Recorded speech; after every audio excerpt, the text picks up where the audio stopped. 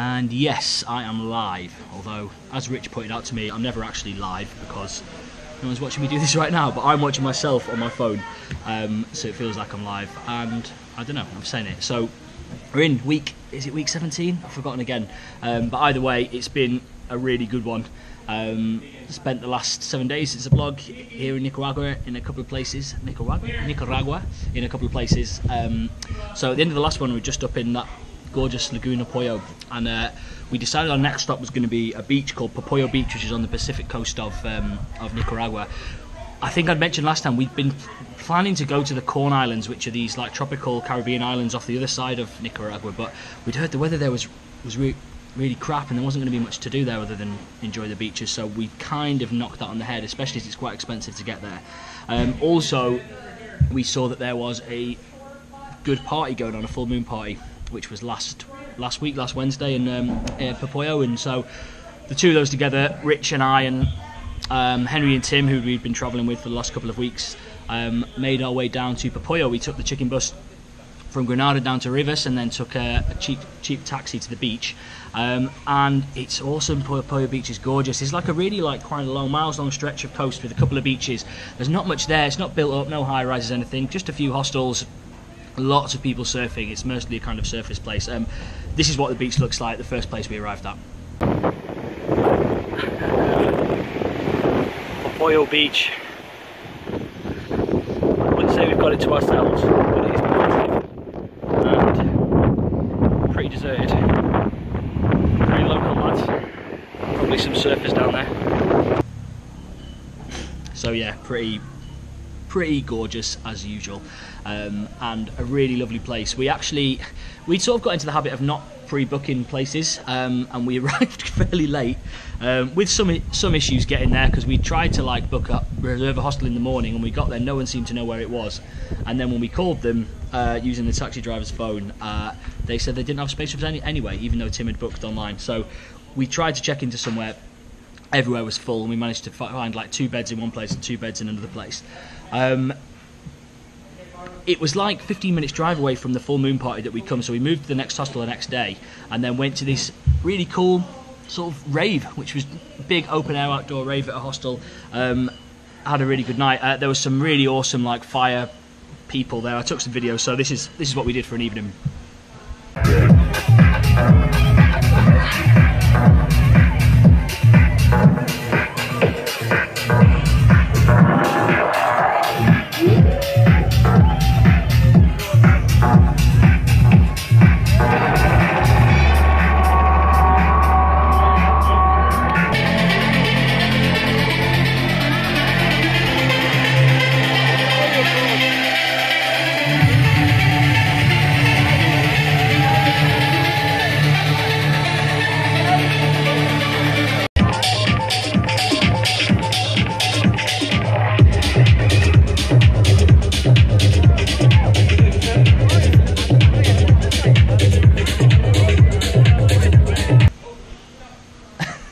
So yeah, that was pretty cool.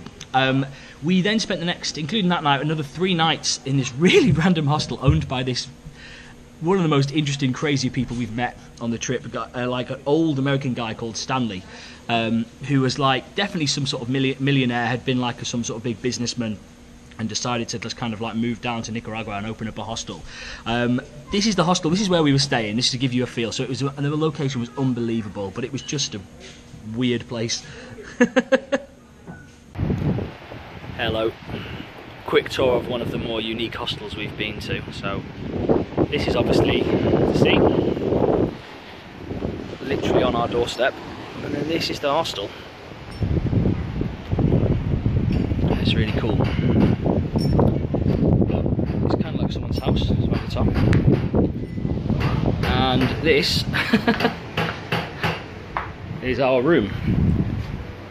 No doors, no locks, just the attic. No windows, in fact. And some bed mattresses on the floor. But it's pretty awesome, fell out, to be honest.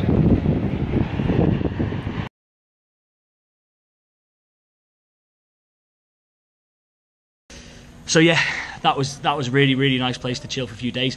One issue we had: Tim's phone got stolen at the party. It got pickpocketed by a guy who then the police who happened to be there at the party, they thought they knew who the local guy was, and they beat the shit out of him. And Tim saw, which didn't go down very well. It was a deaf guy, and apparently they said that this is a thing that they've seen him do before. He'll like pick someone's pocket and then quickly give the phone to his mates, and then the police can't beat a confession out of him because he can't speak or hear them. So that was a bit disturbing in what was otherwise a really kind of nice vibe. And it's the same. We've been in a couple of places. It feels really safe everywhere you're going around, and then there's just little bits and pieces, you know, like when we got robbed and other things, like just the undercurrent of things that you kind of hear and see. So that was a bit of an odd one, but other than that, our experience here was just so beautiful on those beaches. Next stop, which is where I am now, Ometepe Island. So I'm going to drop in a map here. You can see, as I think I'd mentioned before, Nicaragua's got a huge big lake at the south of the country. I think it's that the state, they said it's like the second largest freshwater lake in all of Latin America, so Central and South America. In the middle of that lake is an island which is made out of 2 volcanoes. It just looks like 2 circles together. I mean, look at this.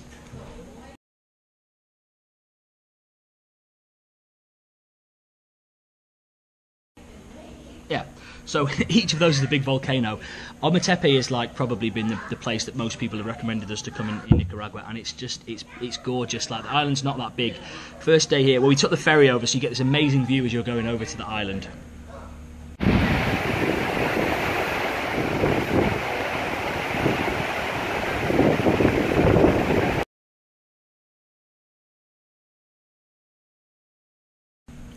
So that takes like an hour on the ferry to get over. First day, like, you can't go around the whole island on car because the road's just too shit.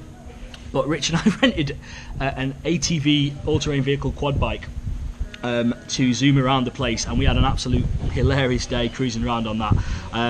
Yeah, probably got a couple of videos.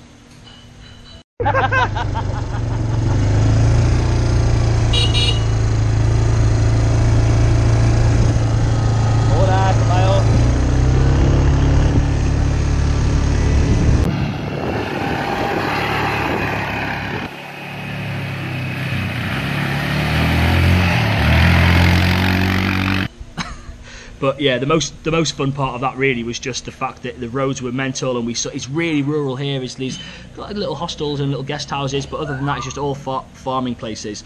So that was the first really fun day, and an amazing way to kind of see the whole of the island in a day. We drove like 120 kilometers in the day. Managed to just make the sunset. Actually, I've got a really cool video of that. It's the end of our day on the quad bike, and we've just spent the last 30 minutes absolutely razzing it way too fast from one side of the island to the other to try and catch the sunset. We managed to pull over in this little garden which belongs to a closed art gallery, and we've just made it, and it is absolutely gorgeous. What are you saying, Rich? Pretty good. Yeah. Fuck yeah. The road goes through the airstrip, and not a bad view down the other end, however. So yeah, that was cool. And then the next day, which was yesterday, we went up to do a relatively tough hike up Concepcion, which is the larger of the 2 islands on the main bit of the the volcanoes on the main bit of the island. You can hike all the way to the top. Well, that's like an 11-hour hike, and apparently really hard. I'd been told it was even harder than the Acatenango one I did. That's not going to happen.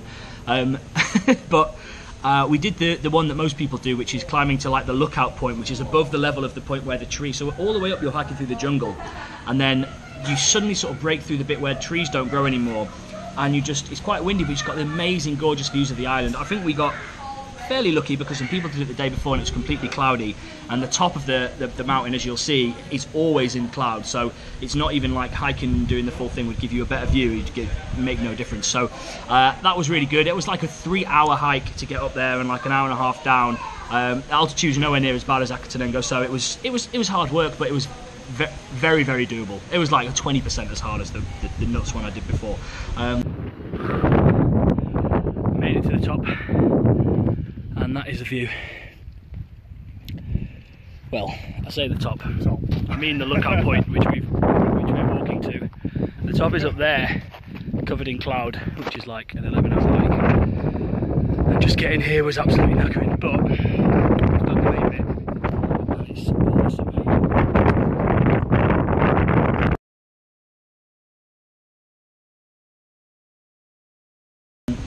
But all told, that was really kind of awesome, cool day as well. We're not leaving up at Ometepe. I normally try and split these vlogs into locations, but I felt like I'd done quite a lot of stuff with the beaches and with the walk and the quad bike to kind of fit in, and it's been a week. So today we're about to head over to the other side of the island to a hostel that's right in the middle of the jungle that we've heard is really nice. I think it's going to be kind of full of hippies and hammocks and not much else, and so chill out there for a few days before heading to, where are we going? San Juan del Sur, which is one of the sort of largest surf villages, towns, just near the Costa Rican border. So we've got at least one more stop in Nicaragua before we leave the country, but more to talk about Ometepe first. All in all, beautiful, gorgeous week. And yeah, as always, I hope you're enjoying these, if you are making your way through them and you're not getting too gel. And yeah, hit me up anytime. I really would love to hear how everyone's doing and how things are back home. And as usual, yeah, big love and thanks for watching. Mwah.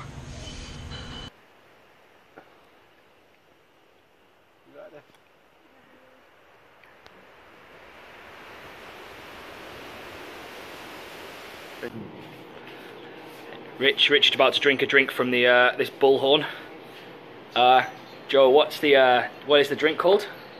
We call it chicha. And what does that mean? And it is made about corn, rice, pineapple, and sugar. But what does chicha mean? Chicha means tits. Tits.